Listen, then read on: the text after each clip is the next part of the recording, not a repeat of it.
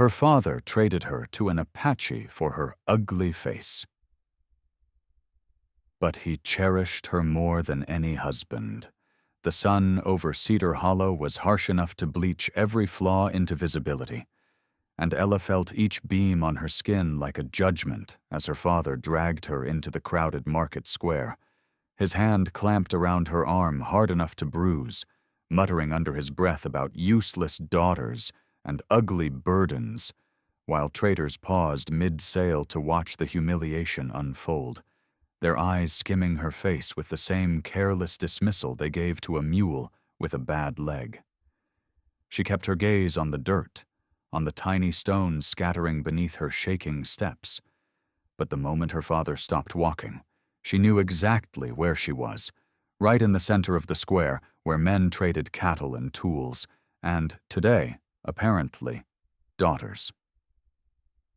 Her father thrust her forward like she were nothing more than a sack of grain, his voice booming over the marketplace as he barked, "Take her! Take the girl! She's no use to me, and no man in this town wants her!" And a ripple of pity and discomfort moved through the crowd, some turning away, others staring long enough to assure themselves they were not like him, but none stepping forward to intervene. Then the father made his mistake. He gestured toward the lone Apache standing at the edge of the square, a tall warrior with braids bound tight and a posture carved from mountain stillness, and sneered, "Maybe he'll take her. They don't care how a woman looks." The crowd sucked in a collective breath, waiting for anger, for a confrontation, for the Apache to react to the insult. But he only looked at Ella's father with a steady, unreadable calm before lowering his gaze to the trembling girl, studying the way she held her arms close to hide their thinness, studying the way her shoulders curled inward as if she'd spent years making herself smaller to survive the words thrown at her. The friction snapped when her father shoved her again, louder now. "Go on, take her. She's too ugly for a white husband anyway." And several women gasped, one even muttering, "Lord have mercy." But still no one stepped forward. The Apache moved first, not with aggression, not with ownership, but with a single measured step that shifted the entire mood of the square, his presence suddenly something the crowd couldn't look away from. He reached into the small pouch at his belt and pulled out a single folded cloth, offering it toward the father without force.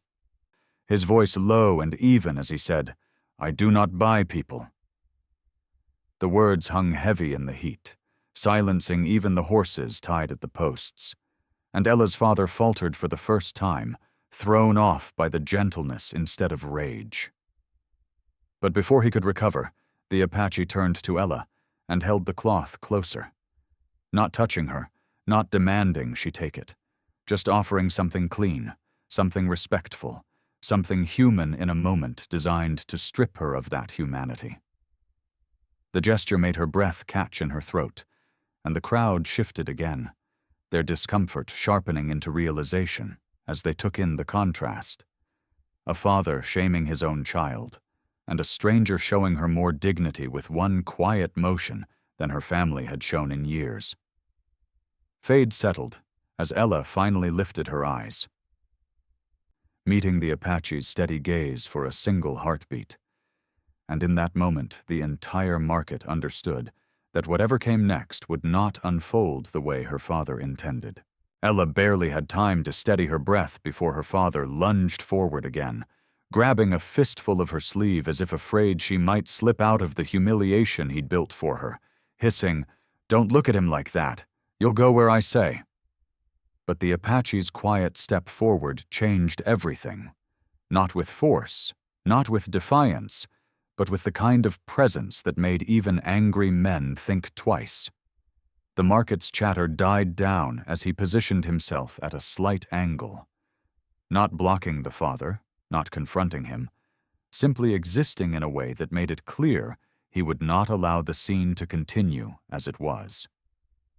Her father scoffed, trying to regain control by raising his voice so all could hear. "See? Even he won't take you. You're nothing but trouble." But the warrior ignored him entirely, focusing instead on Ella. The cloth still in his open palm as he murmured, "Come." The single word shaped gently, offering her a way out without demanding it. Ella hesitated, her fear tightening around her ribs. She had spent years learning that stepping anywhere without permission was dangerous. Her father saw the pause and smirked triumphantly, yanking her wrist so sharply she stumbled. But the Apache moved faster, not grabbing her, simply placing himself between them with a calmness that made the crowd recoil, as if they'd witnessed something powerful and forbidden. Her father's hand hit the warrior's chest, nothing more than an accidental brush, but the contact stunned him. Because the Apache did not move, did not flinch, did not glare. He just stood steady as stone, the kind of steady that terrifies men who rely on chaos and shouting to feel in control. "She's my daughter!" her father snapped, his voice cracking. "I can take her wherever I damn well please." A woman from the bakery whispered, "Not like this." But no one dared speak louder. The Apache didn't reply at first. He just lowered the cloth into Ella's hands with a careful motion, letting her decide whether to hold it or drop it. And when her trembling fingers closed around the fabric, something in the crowd shifted again. An unspoken acknowledgement that she had accepted dignity from a stranger because she could not find it at home. Only then did the warrior speak, his tone low but firm enough to silence the square. "If she walks with you, it will be by her choice, not your force." The words, simple as they were, struck her father like a slap, his face darkening as he sputtered, "She has no choices! She's mine to give!" That triggered a small ripple of murmurs, people uncomfortable with the cruelty they had just heard stated so plainly. The Apache lifted his chin slightly, not in challenge but in clarity, and with a subtle gesture he shifted his stance, guiding Ella with one open hand toward the narrow alley beside the general store. He didn't touch her, didn't pull her. He simply created a path where no path had existed. Ella hesitated only a second before stepping into the shadowed alley, her breath tight but her feet steady, and the market watched as the Apache followed her with quiet, protective distance, leaving her father yelling empty threats into the unforgiving sunlight, threats that no longer held the weight they once did. Fade drifted through the alley as the noise of the market dimmed behind them. And for the first time in years, Ella felt the edges of a world where her father's voice wasn't the only one that mattered. The narrow alley behind the general store was cooler than the square, the shade pressed thin between crates and stacked grain sacks, and Ella felt the sudden quiet slip over her like a blanket she didn't dare trust yet. Her breath coming in small, uneven pulls as she clutched the folded cloth the Apache had given her, its clean fabric the first gentle thing she'd held in years. The warrior didn't crowd her, didn't step close, didn't even turn his full body toward her. He simply stopped a few paces ahead, creating a pocket of space where the noise of shouting fathers and judging crowds couldn't follow, his posture angled outward, as if guarding the entrance without making her feel watched. For a long moment, the only sound was Ella's rapid breathing, her chest rising and falling like a sparrow caught in a hawk's shadow. And she pressed her back against the rough wooden wall, trying to make herself small again out of habit, out of fear, out of years of being told that her face was something shameful. She expected him to ask her why she had stepped away with him, expected him to tell her what she owed him now, expected the same demand her father had taught her to anticipate from any man who intervened. But the Apache said nothing. Instead, he knelt slightly, not toward her but toward the dusty ground, picking up a small stone someone had kicked aside earlier and placing it gently atop a small mound of swept dirt. Not for meaning, not for symbolism, just to give his hand something to do that wasn't intimidating. The gesture startled Ella more than anything else. She had braced for commands, for loudness, for control.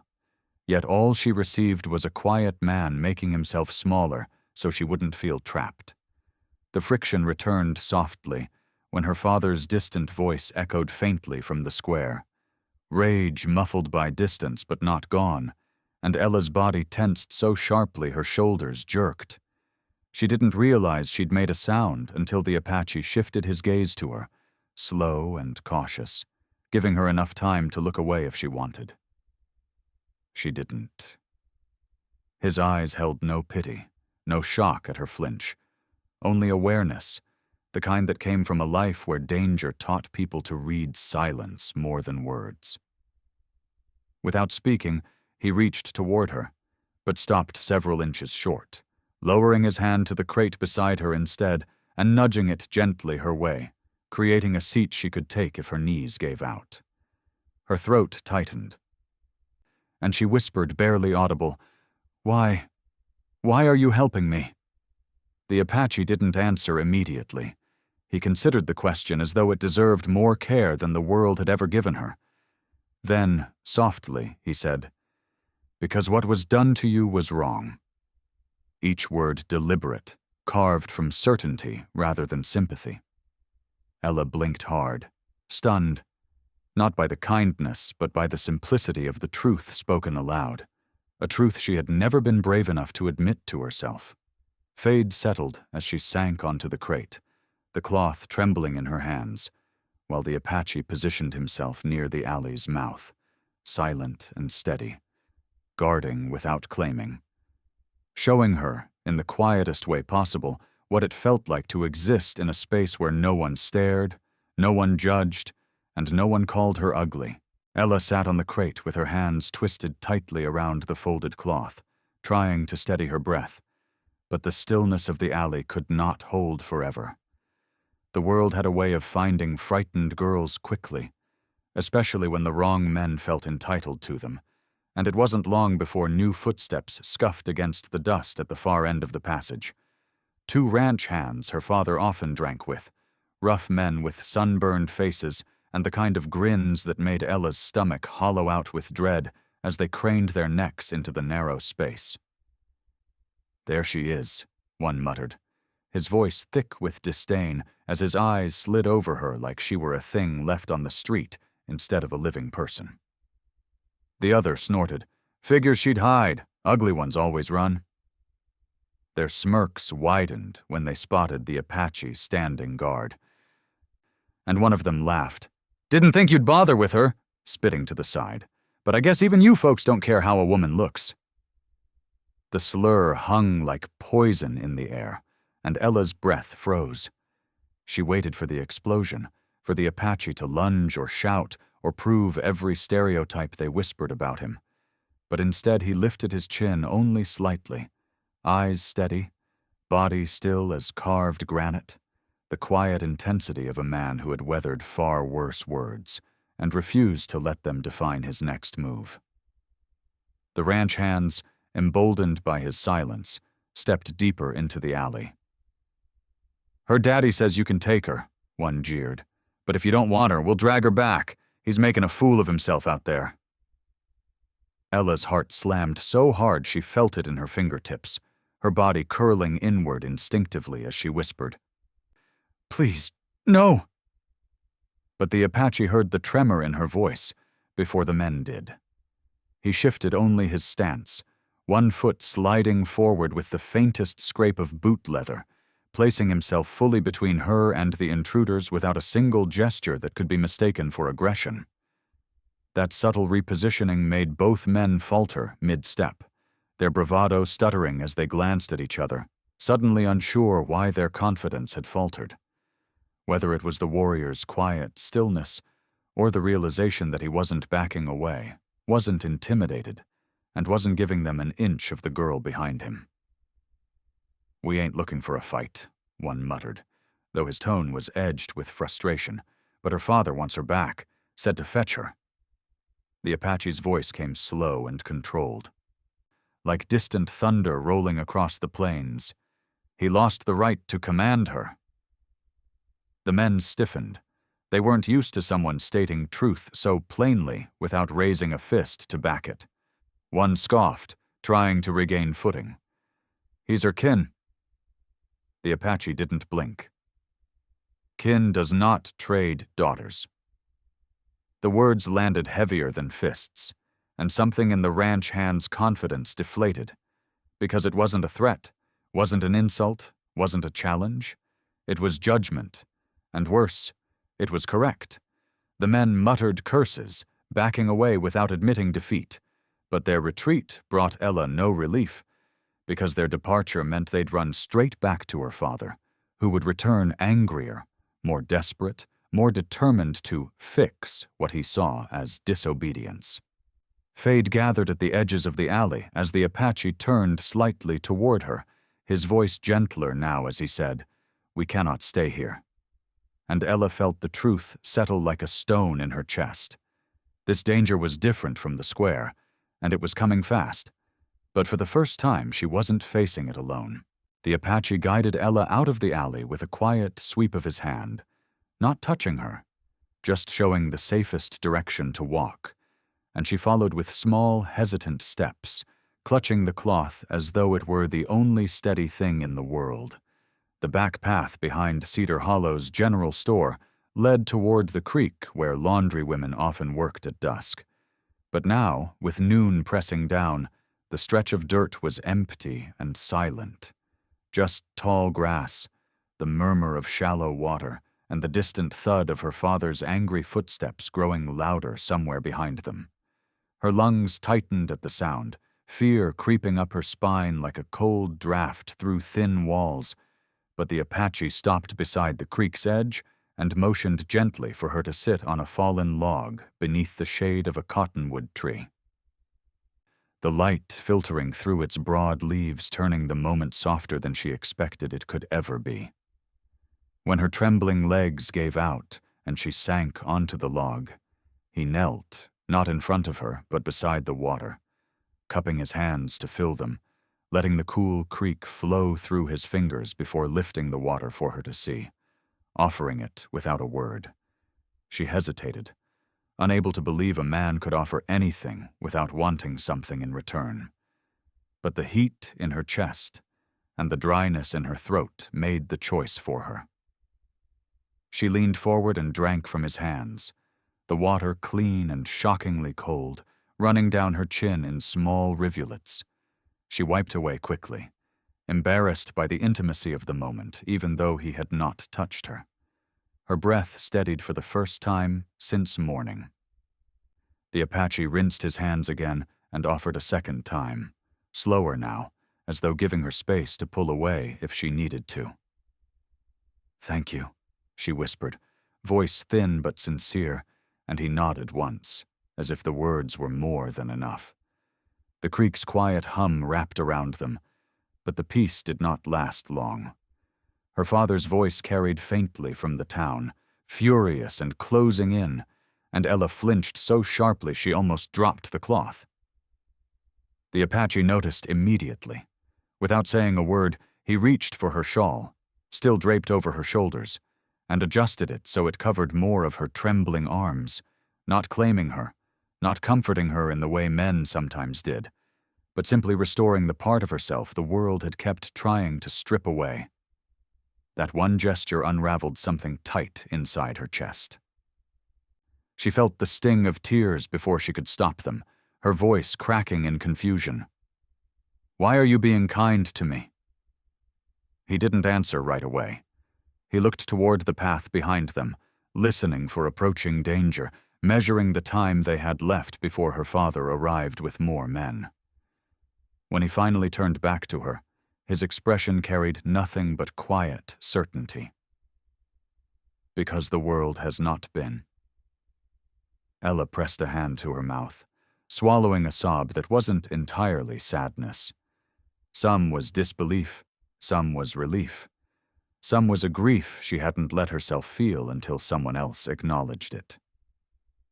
The Apache stood slowly, offering her the shade of the cottonwood while he surveyed the horizon, and for the first time in her life, she felt the presence of a man who protected without possession, who helped her breathe without demanding anything in return, Fade settled over the creekside as she rose from the log, steadier now, and stepped toward the warrior's quiet silhouette.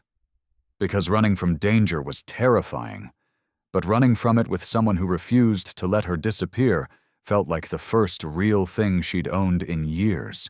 By the time the sun slipped behind the ridge and the sky bruised into shades of violet and ash, the Apache had led Ella far beyond the creek and into a quiet grove where pine shadows stretched long and the air held the cool promise of night, a place tucked so far from the main trail that even loud men with torches wouldn't think to search there.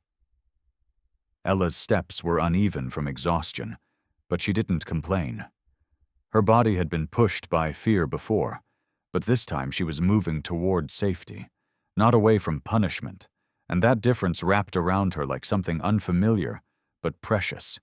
The Apache stopped beneath a leaning pine whose branches formed a low canopy and set down a small bundle he'd taken from his horse earlier, pulling out a worn blanket and laying it over a patch of soft earth. He didn't gesture for her to sit. He simply arranged the blanket and stepped back, giving her the space to choose it on her own. And she felt that choice like a fragile new limb she wasn't used to moving yet. She lowered herself onto the blanket slowly, hands clasped tight in her lap, eyes darting around the forest's dim edges as if danger could slip between the trees at any moment. But the Apache remained near the grove's opening, scanning the trail with a stillness that didn't look tense, just aware, like a man who had learned long ago that quiet didn't mean safe. A faint breeze pushed through the pines, carrying nighttime scents, earth, sap, cooling air. And when Ella shivered from the sudden drop in temperature, the Apache's head turned slightly, enough to show he'd noticed, without staring. He reached into his bundle again and pulled out a second blanket, walking toward her with steps slow enough that she could stop him if fear struck. She didn't. He crouched beside her, but kept a respectful distance, draping the blanket not around her shoulders, but across her knees, letting her adjust it higher if she wished. That small act undid her more than any shouted kindness ever could have. She whispered, almost without thinking, "People don't treat me like this." The Apache didn't ask why, didn't push, didn't use her words to dig at old wounds. He simply looked at her with steady comprehension and said, "People have been wrong." The forest held that truth for a long moment, the pines swaying softly as if agreeing with him. Ella let out a breath she hadn't realized she'd been guarding. And the tightness in her chest eased just enough for her to see the warrior's silhouette differently, not as a stranger, not as a danger, but as a place where her fear didn't have to lead every step. Her father's distant shouts no longer echoed in her mind. The forest muffled them, or maybe the Apache's presence did. Without speaking, he shifted to sit on a fallen log across from her, still watching the trail but angled so she didn't feel abandoned. A wordless understanding settled between them, a kind of truce with the world, forged in silence instead of promises. Fade drifted through the grove as the last light slipped behind the trees, and Ella lifted the blanket to her chest, realizing with a slow, stunned clarity that this was the first night she wasn't bracing for what a man might take from her, but instead absorbing the impossible truth of what one man had chosen not to. The moon hung low over the grove when the first sign of trouble reached them. Not shouting, not footsteps, but the distant metallic clatter of wagon chains rattling somewhere beyond the pines, a sound too sharp, too intentional to belong to any passing traveler. And Ella stiffened instinctively, fingers clutching the blanket as her breath quickened, because she knew that rhythm, knew the way her father drove a team when he was angry, knew the kind of men he gathered when he felt publicly embarrassed. The Apache heard it too, his head lifting slowly, his posture tightening just enough to show he was no longer resting but calculating, measuring the distance between danger and the girl who had spent her whole life believing she didn't deserve protection. He didn't tell her to run. He didn't tell her to hide. Instead, he rose with deliberate calm and moved to the grove's edge, positioning himself where he could see the faint glow of lanterns weaving through the trees like fireflies with purpose, their light bobbing unevenly as several men staggered along the trail. Her father's voice booming louder with every step, filled with the kind of fury that had shaped Ella's childhood into something small, cramped, and fearful. "She's out here!" he barked, the sound slicing through the quiet forest, and Ella's heartbeat thudded against her ribs, each pulse a reminder of every time she'd been told she was worthless, unlovable, unwanted, unless someone needed a scapegoat. But the Apache didn't flinch at the approaching noise. He stepped slightly farther into the open, turning his body in a way that made it clear he would speak for himself if confronted, but would not let the men get close enough to speak to her. The lantern light grew brighter as the search party stumbled into view, 6 men behind her father, their expressions twisted with drunken purpose rather than genuine concern. "There," her father snarled the moment he spotted the Apache's silhouette, pointing an accusing finger as though she were a stolen possession. "He took her! That savage kidnapped my daughter!" The accusation, thrown loudly into the night, made Ella's stomach drop. Not because she believed it, but because she had heard him twist truth so many times before, watched townspeople nod along simply because it was easier than questioning him. Yet tonight, the Apache did not take even a single step back. He stood tall in the soft moonlight, letting her father's words crash against him without leaving a mark, and when the men tried to press forward, he lifted a single hand. Not threatening, just firm enough to halt their advance. "She left the square because she was afraid," he said, voice steady as low thunder. "Not because she was taken." Her father scoffed, stumbling forward as 2 of his men steadied him. "Afraid? She's always afraid. She's weak. She's wrong. She's—" But he didn't finish, because Ella had risen from the blanket, her feet carrying her forward before she even realized she'd moved, her voice trembling but loud enough for the men to hear as she said, "I was afraid of you." The silence that followed swallowed the forest whole. Even the lantern flames seemed to flicker lower as the men shifted uncomfortably. Their bravado crumbling under the weight of truth spoken aloud. Her father stared at her, stunned, not by her bravery, but by the audacity of hearing his daughter speak in a place where he could not silence her with a glare or a raised hand. The Apache stepped aside just enough for her to be fully seen, but not unprotected, his presence beside her steady as a post driven deep into the earth. Fade settled over the grove as the men hesitated, sensing the balance of power had shifted.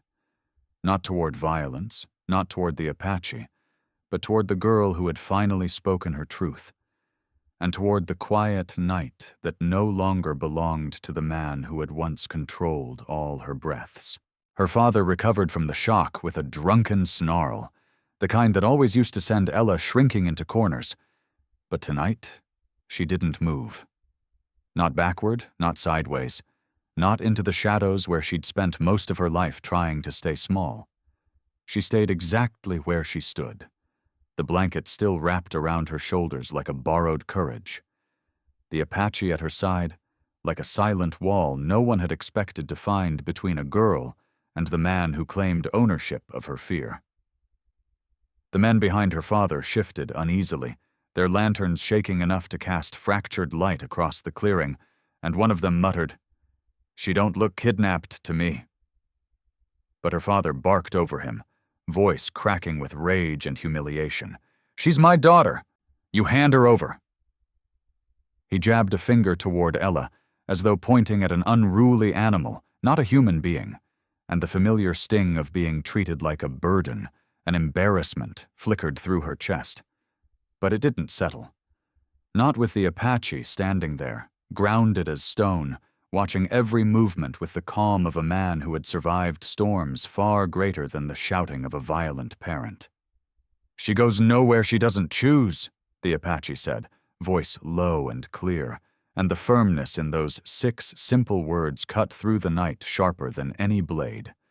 Her father's outrage flared, but the men behind him hesitated again, glancing between the warrior's steady posture and the girl he was supposedly rescuing from. "He's twisting her mind," her father raged.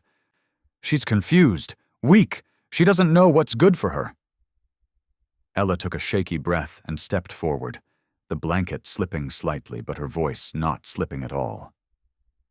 "No," she said, the word trembling but true. "I finally do." Her father's eyes widened, shock rippling through him as if she'd struck him, and rage surged through his face as he reached forward to grab her wrist the way he always had.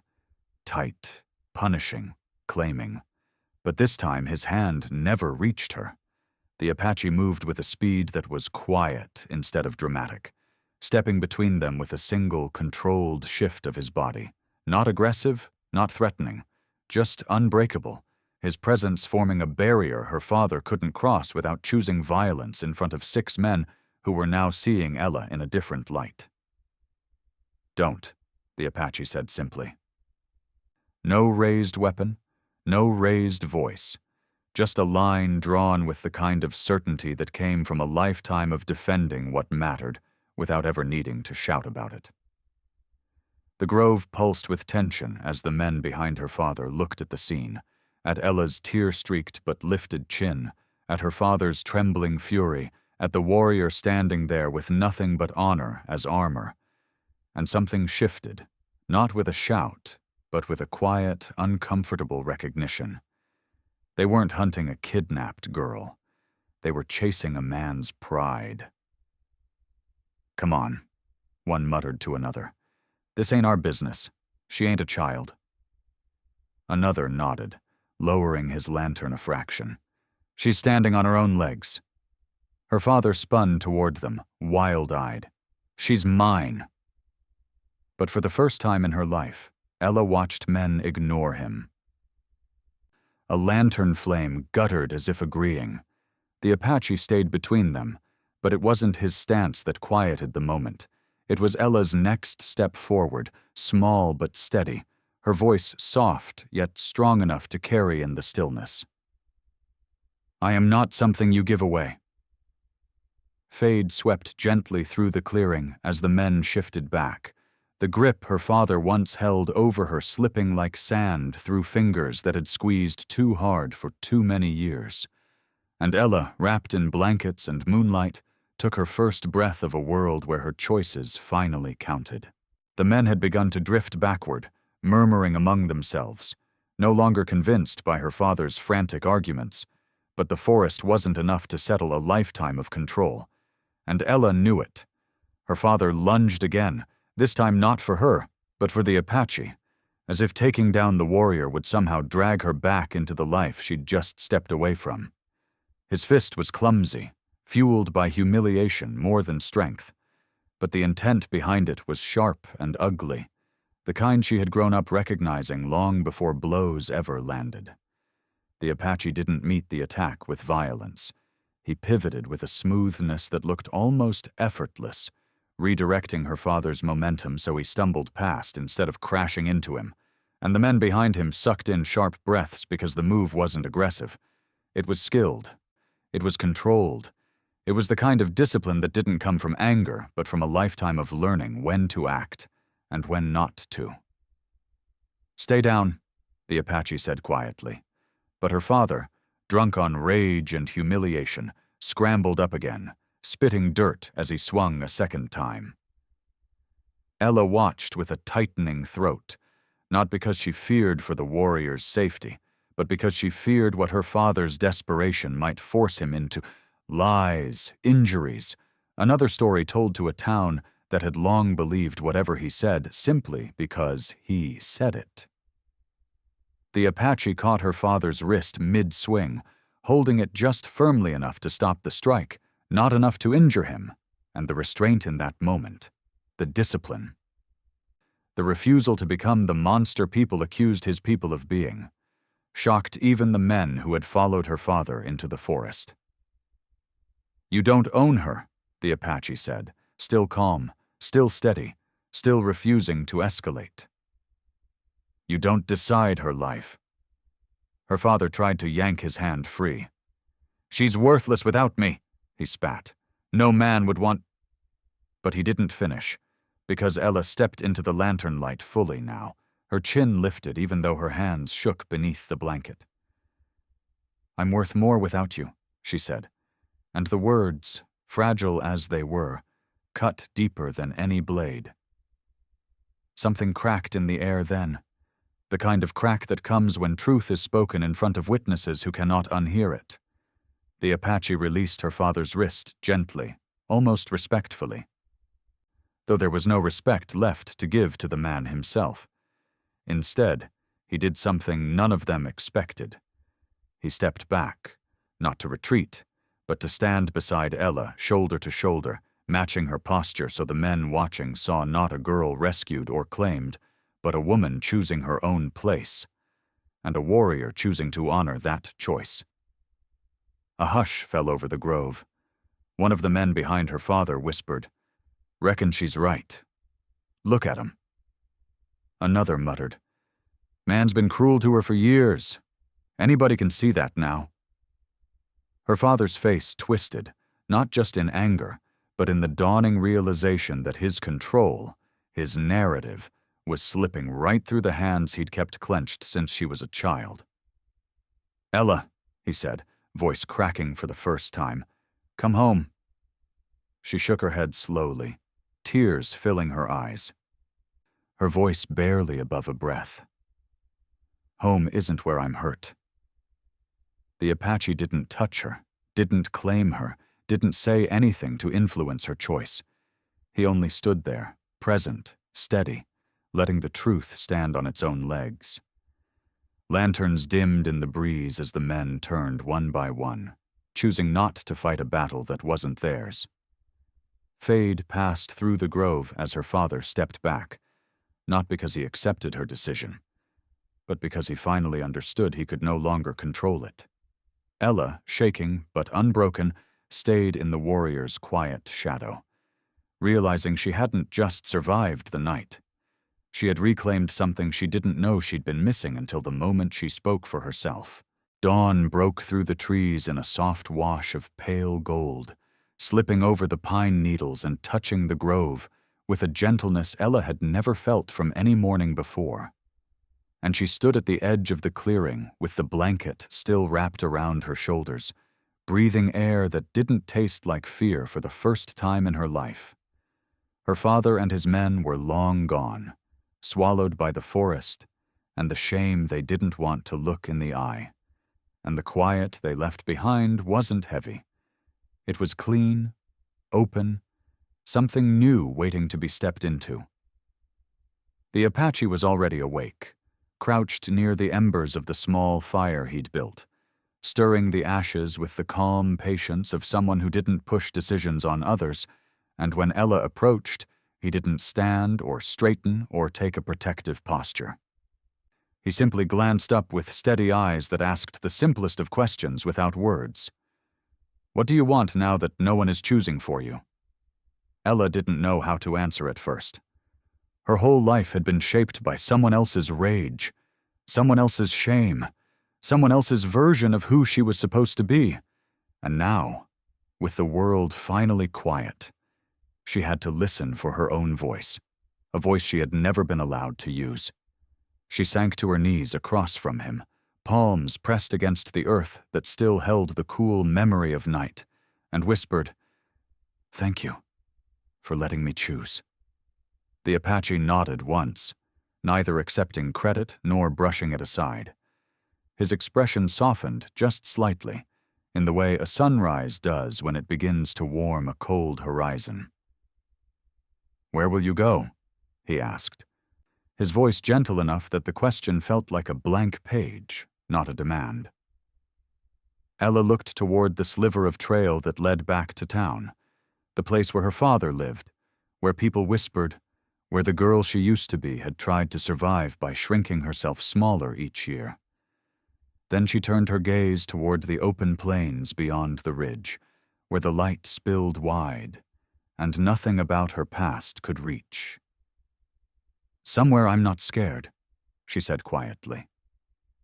The Apache considered that, then rose to his feet and gestured to the path that led away from Cedar Hollow entirely, toward his people's camp, toward open land, toward a future she had never allowed herself to imagine. "Walk as far as you want," he said. "If you want company, I'll walk beside you. If not, I'll follow from a distance to be sure you reach the next ridge safely." Ella blinked hard, overwhelmed not by protection, but by respect, the kind no man had ever offered her. She stood slowly, the blanket sliding down her arms, falling into her hands like a weight she no longer needed to carry the same way. And for a long moment she looked at the trail, the trees, the man before her. Then, with a breath that felt like the first true breath she'd ever taken, Ella stepped toward him. Not to be claimed, not to be kept, but to walk forward without fear. The Apache didn't smile, didn't touch her, didn't say anything unnecessary. He simply matched her pace as they left the grove, the early sunlight stretching over them like a blessing she had earned, not been given. Fade followed them onto the trail as Ella walked into the morning with steady steps, because she finally understood that belonging didn't come from a father or a town or even a warrior who protected her. It came from choosing herself. Please like, share, and subscribe to support more true-hearted stories on Stories Left Behind. If you saw a girl stand up to the person who controlled her whole life, would you have stepped forward like the Apache did, or stayed silent? Tell us in the comments.